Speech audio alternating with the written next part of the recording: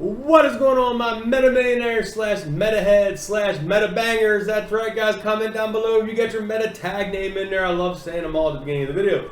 Guys, we're up over 8%, pushing like 9% today. The stock is coming down a little bit after hours, but I must say, I love to see it, man. So super exciting stuff to see meta up over 8%. Now, it is a small win. We got a long road to go, but I'm not in this for the short term, guys. I'm here for the long term. So the short term stuff doesn't bother me. We got a lot of news to go over. We got a little bit of articles coming out. We got to cover, keep you guys up to date on the AR releases and things like that. So guys, hope you are ready for today's video. If you are, smash a thumbs up. Check out the links down below and let's go. All right, guys, first we're going to go in here. And yes, George tweeted. We're going to go over George's tweet. And here it is. MetaMaterials, he shared the tweet of MetaMaterials. We are enabling the future of AR and VR applications. Check out our new webpage and video showcasing Meta's AR Fusion process, a proprietary, high precision and high volume manufacturing platform and prescription-enabled lens-casted smart eyewear. So there is an article here on it, guys. You can click on that. And it should load up here. Boom. This is right on the MetaMaterials website under their home products, AR Fusion. You can go in here and check it out, how they're, talking about how they're going to make it lightweight, prescription glasses. And you can see down here under the smart glass property, it's going to be wide field of view, image quality. They're going to be low power consumption and lightweight. They're going to be drop performance, scratch resistant. Bill of materials, manufacturing, cost, yield. So, a lot of information here, guys, to go over. I just wanted to bring you the quick rundown of that there. We got a lot to cover in this video today. So, we go to MetaMaterials Twitter page themselves. They pretty much had the same exact post. That was just George retweeting it.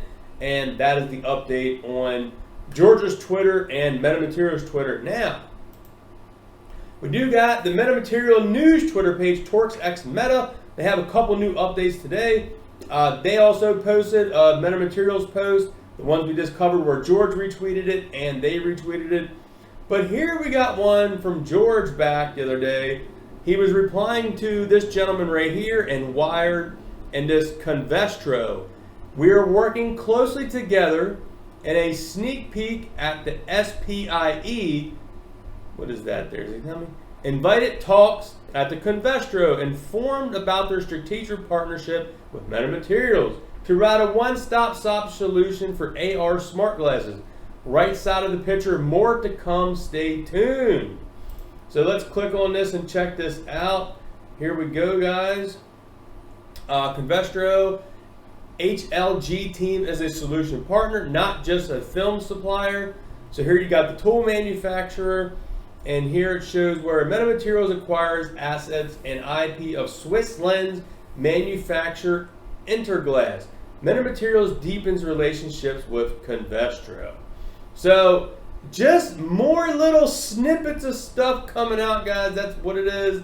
We just keep getting snippets and snippets and snippets and snippets and hints, but no big press releases, man.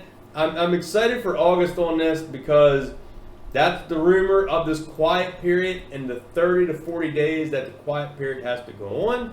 So we should be coming out here hopefully within the next week or two of some official press releases. We've seen the tweets that George posted, we covered in the last couple of videos, where he's hoping to burn the shorts. So that's what he's hoping to do, man. So super exciting stuff coming. All right, guys, and of course, we got to go to the Fintel website and check out what is updated. Now, I'm in here a little early, so it's not going to have some of the July 28th stuff, but we do got some updated stuff down towards the bottom.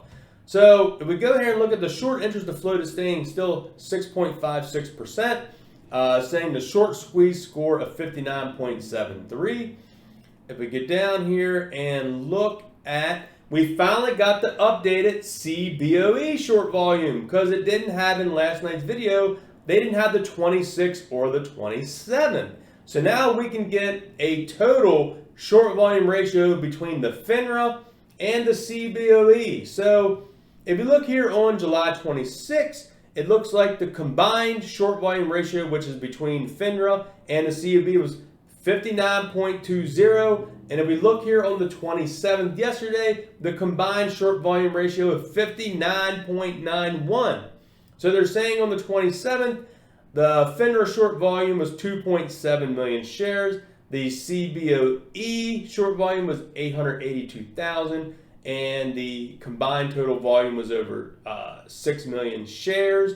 So that gives it almost 60% short volume ratio for just that day. So very interesting, man. I must say, this is just very interesting. Now, I must say, I am confused myself because it seems like every day they keep shorting this stock 50, 60%, but they're saying the short total volume ratio is 6%, 6.56%. So I must say, I agree with you guys. I'm a little confused on that. What do we got here? We got an update. Funds disclosing a short position. So it looks like this new gen asset management put in a short position. 345,000 shares they did right here on today, July 28th. So a new short position.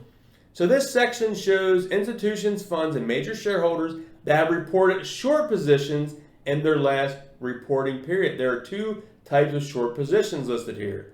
Traditional short positions were stocks borrowed indicated with a negative number in the current shares column. Options-based shorting with put options indicating the word put. So, okay. So this one here, the new one is a put. They bought put options, which means they're betting the stock will go down is what this, man, they did a lot, I must say.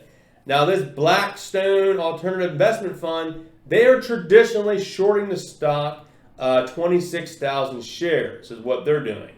But all these other ones here bought these huge put contracts on Meta. So I must say that is very interesting, guys. And I did want to go here to Reddit because I was looking at this post and I kind of said, you know what? I kind of like what this guy said. So we're going to read this, and I think it applies to a lot of the, I don't know what you call them, trolls, haters, people that's looking for a quick buck. But all of us here, it's long term. We know what this person is saying. So here it is. Children, listen up. I see people saying the stock is a train wreck. I shouldn't have invested. This is a turd. Really, personally, I like to invest in stocks that are the future. Their technology is for what's to come. So this stock isn't for those who seek instant gratification. Sadly, this is the era we are living in. You buy it and forget it. You hold and hold for 5 to 10 years. Look at Tesla. No one really believed in what Elon was trying to do, and it took the stock 10 years to be really where it's at today. So don't be a fool, buy Meta. Man, I must say, Tokyo Naz, man, I just have to agree because I must say the majority of people in my comments are really nice, they're polite, they're bullish on Meta, and that's fine if, like, you know, people are not bullish on Meta, but people was not bullish on Meta because the stocks went down. It's like, hey, this is the market that we're in, man. This ain't 2020 where one little bit of news would make a stock jump 5-10%, man. That's the way it was. A lot of people here are getting bullish on it. They're posting. And this gentleman here did post that apparently Webull did not have the industry correct. And he did have to email Webull, and they did get it changed because the gentleman says that it went back, their sector was oil and gas to electronic equipment. Now it was back to oil and gas. So they added the photo to the SEC website so they can fix it today. It's a semiconductor and related device company. So there it is. Webull fix it again, semiconductor. So I don't know if any of this, guys, has a lot to do with the